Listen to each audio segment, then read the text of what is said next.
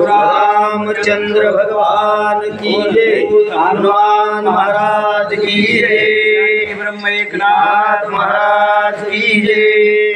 धर्मार्थ सारार्थिकी डोकी सुख भोगिकी, या लागी उत्तमांगे निश्चिती धर्मा प्रति अर्पिली। धर्मार्थ जे सार आहे ते जगाच्या कल्याणासाठी असणार पूर्णपणे, कारण जे असणार त्या ठिकाणी ज्याला योग्य आहे, कारण कोणाला काय द्यावं रामायण असणार सांगताना भरपूर असणार गोड आहे बरं का, विभागणी करत असताना सगळा मजकूर ऐकायची आपली असणारी वृत्ती नसते, आणि असे विषय मी म्हणतो शेवटच्या टोकाला येतात। आता एक विषय होऊन गेला बघा, कारण कोणता विषय होऊन गेला, कोणासही न कळे जनी नाम अमृत संजीवनी, तो प्रत्यक्ष असता अनुदिनी निजाभिमाने कष्टसी लक्ष्मण शक्तीतली ववी। भगवान परमात्म्याचं नामच अमृत आहे, ती अमृत गोपिका राजा रावणाच्या हृदयामध्ये त्या ठिकाणी होती, कारण शेवटला गडबडीत येतात असे असणारा धर्माचं सार तिथं वाटण्यात आलं ना। देणे भैरव वेताळा दोघे पावले सुख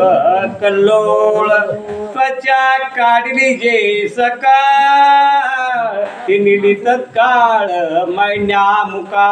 तरी अशा ठिकाणी कशी अवस्था त्या ठिकाणी भैरव आहे का नाही, कारण त्या ठिकाणी असणारे मांसाहार आपल्या भक्तांना देण्याचं कार्य करणाऱ्या देवता। आता सगळे देव कोणताच मांसाहारी नाही बरं, आपण फक्त म्हणतो तुळजापूरच्या आईला बकर, निवत्तीला कशाचा पुरणपोळीचा, आणि खाणारे दुसरेच।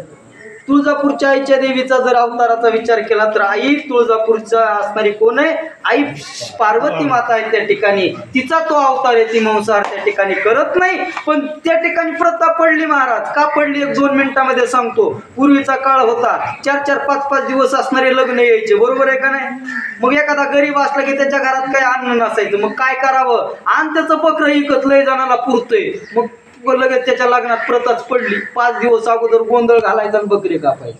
काही जणांच्या घरी सगळं अन्नधान्य होतं, मग त्यांनी डाळ भाकरी जेव घालायच्या, त्यांच्या घरी गोंधळ कशाचा, डाळ भाकरीचा। आता काही तसली प्रथा ठेवायचं कारण राहिलं का, पण काही जणांच्या लग्नाच्या आधी महाराज त्याला नवरीला हळद लावायची आणि पुन्हा बकरे कापायचे। ही प्रथा त्या ठिकाणी योग्य नाही, परंतु त्या ठिकाणी असणारा ज्याचा त्याचा वाटा या असणाऱ्या रामायणामध्ये वाटण्याचं कार्य केलं। कंकाळे जे आणली भूते निशेष विसरोनी रामाते, सैरा जावती खाते विषय भोगाती वाचुनी। तरी अशा ठिकाणी कंकाळी नावाची दैवत आहे, तिच्यासोबत जे भूत आले होते ते भूत मात्र त्या ठिकाणी रामाचं त्यांना विस्मरण झालं होतं बरं का। रामाचा विसर त्या ठिकाणी पडला नाही पाहिजे, ज्याला देवाचा विसर पडला तया झाली